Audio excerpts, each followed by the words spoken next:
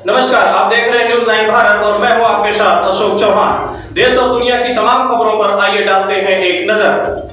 जनपद गाजीपुर के बिहार सीमा से सटा बारा इलाका जो गंगा नदी और करमनसा नदी के किनारे बसा हुआ है। यहीं पर गंगा नदी को पार कर कुछ ही मिनटों में लोग मोहम्मदाबाद इलाके तक पहुंच सकते हैं, लेकिन साधन के अभाव में उन्हें करीब 40 किलोमीटर लंबी यात्रा करनी पड़ती है।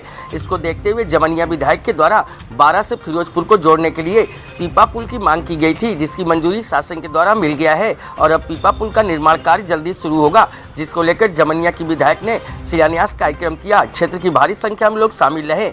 इस मौके पर विधायक ने कहा कि जनता द्वारा लंबे समय से की जा रही मांग को पूरा कर आपके बीच आई हूं। शासन ने उक्त पीपा पुल पर 1 करोड़ रुपया स्वीकृत कर दिया है, जिसका टेंडर हो गया है और काम शुरू हो चुका है। विधायक ने क्षेत्रवासियों को हर संभव विकास करने का भरोसा दिलाया। वहीं विकास के लिए इस पुल को वरदान बताया। उन्होंने कहा कि सरकारें आई और गई, उम्मीद और आश्वासन के न जाने कितने वर्ष गुजर गए।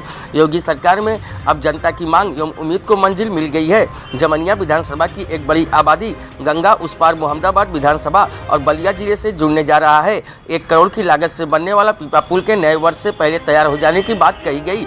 बारा में पीपा पुल के निर्माण से बारा, गहमर सहित कमसारो बार के गांव अब सीधे मोहम्मदाबाद एवं बलिया जिले से जुड़ जाएंगे। बारा और गहमर गांव की 75% खेती योग्य भूमि गंगा उस पार बाढ़ क्षेत्र में है।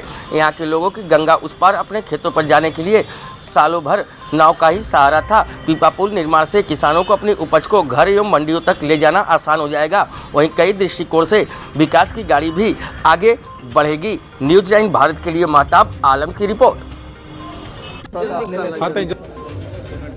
विधायक जी, पीपा पुल का शिलान्यास आपने किया है, उसको लेकर क्या कहेंगे? पीपा पुल बहुत ही प्रतीक्षा के बाद मिला है। ये जितनी सरकारें आई है 40 साल से उसका डिमांड था, लेकिन पिछली सरकारों ने इस पे कान पे जू नहीं रेंगी और हमने पीपा पुल का प्रयास किया और हमारे मुख्यमंत्री जी को धन्यवाद देंगे कि पीपा पुल यहाँ अब लगने जा रहा है। और ये लगने से जो मोदी जी हमारे कहते हैं, योगी जी की किसानों की आय हमको 2 गुनी करनी है और यहाँ बाढ़ में जितनी भी खेती होती है, चाहे मटर हो, गाजर, चुकंदर हो, गाजर हो, टमाटर हो, हरी मिर्च हो और परवल हो, ये खेती होती है, लेकिन किसान उतनी आय नहीं पाते हैं जितना उनको मिलना चाहिए। अब ये सीधे सीधे फसल जो है ये शहरों में जाके बिकेगा, पूर्वांचल पे चढ़ के जाएगा पीपा पुल से उधर की खेतों का सामान और 4 गुनी उसकी कीमत मिलेगी, 2 गुनी से बढ़ के 4 गुनी।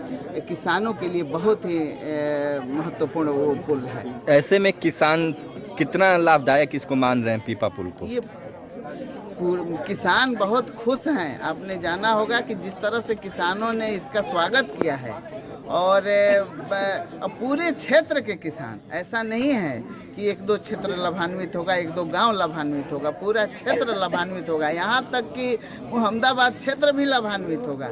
जिस तरफ ये पुल निकल रहा है तो लाभ तो पूरे यूपी बिहार को मिलने वाला है, ऐसा नहीं है। बहुत ही लाभदायक है पुल जी।